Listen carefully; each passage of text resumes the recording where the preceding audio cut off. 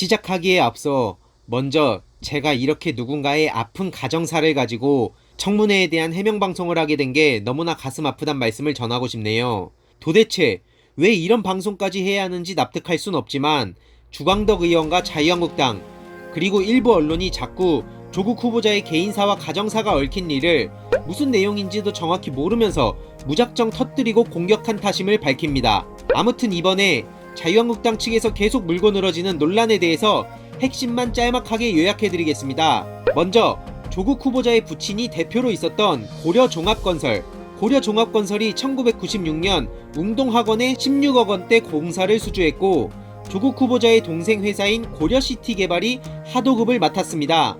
그런데 1997년 11월 IMF가 터지면서 고려종합건설이 공사 대금을 받지 못한 채로 부도가 납니다.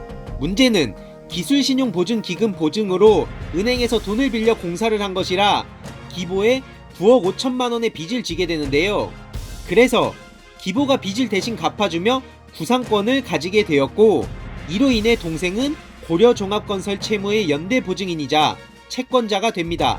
그리고 2005년 동생은 고려시티개발을 정리하고 전 부인과 결혼을 합니다. 결혼 당시 전 부인은 동생이 신용불량자인 걸 알았지만 그의 의지를 믿고 결혼을 결심했다고 하는데요. 2006년 동생은 코바 C&D라는 회사를 설립했지만 날이 갈수록 어려워지는 형편에 전 부인에게 꾸준히 손을 벌렸다고 합니다. 그는 미안한 마음에 웅동학원에 남은 공사대금 채권 중 10억 원을 전 부인에게 넘기죠.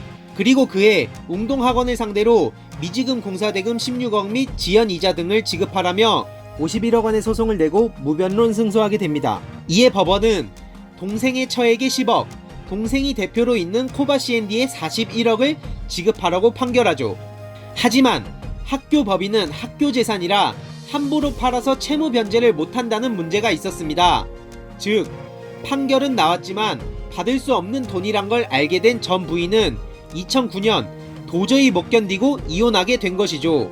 한참이 지난 2017년 전 부인은 채권 소멸을 막기 위해 웅동학원을 대상으로 다시 소송을 낸 상황입니다. 이게 전체적인 흐름인데요. 그리고 채무 면탈이라며 엄청나게 공격을 하고 있습니다. 쉽게 말해 채무 면탈이란 동생이 혹시 학교로부터 돈을 받으면 구상권을 가지고 있는 기보에 갚아야 합니다. 그걸 피하기 위해서 부인 명의로 위장했다는 주장인데요.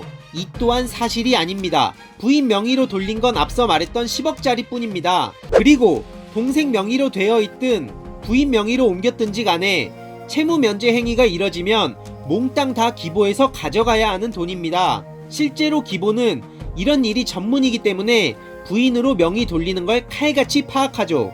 애초에 동생 측이 그럴 의도도 없었겠지만 혹시라도 이런 사실을 잘 모르고 부인 명의로 돌렸다고 할지라도 절대로 면탈이 안 됩니다. 이걸 보더라도 위장소송이니 채무 면탈이니 하는 건 말이 안 되는 소린 거죠. 요약해보자면 동생은 자기 채권을 확보하기 위해 재판을 한 것입니다. 기보에서 돈을 갚아 웅동학원의 채무를 청산해준 상황에 만약 동생이 기보의 돈을 갚지 않으면 본인 명의로 사업을 못하는 상황이라 가능성이 희박할지라도 기보의 돈을 갚기 위해 학교 채권을 확보할 필요가 있었던 것이죠.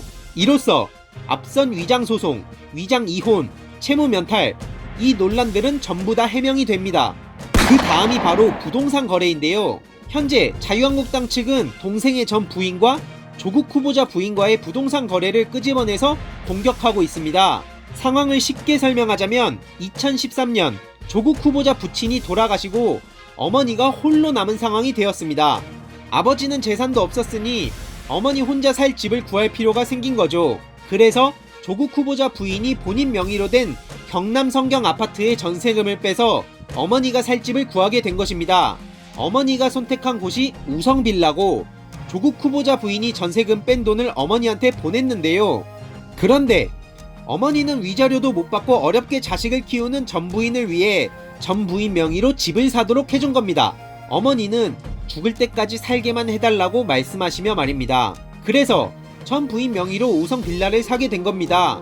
쉽게 말해 전 부인은 원래 살던 집에서 계속 살고 전 부인의 명의로 된 우성빌라에선 어머니가 살게 된 거란 이야기입니다. 그리고 나중에 전 부인은 조국 후보자 부인이 소유한 경남 성경 아파트의 전세로 들어가게 되는데요.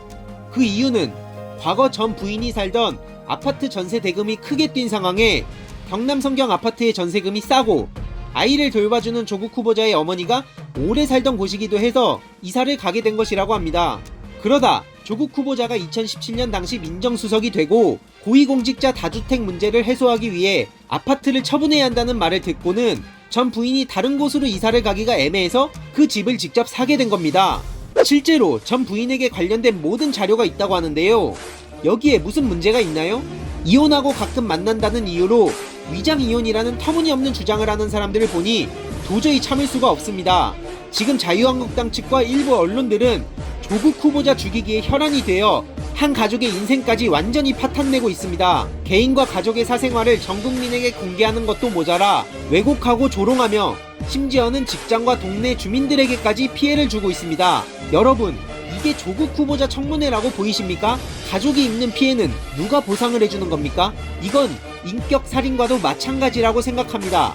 어차피 들을 리도 없겠지만 제발 정신들 좀 차리십시오.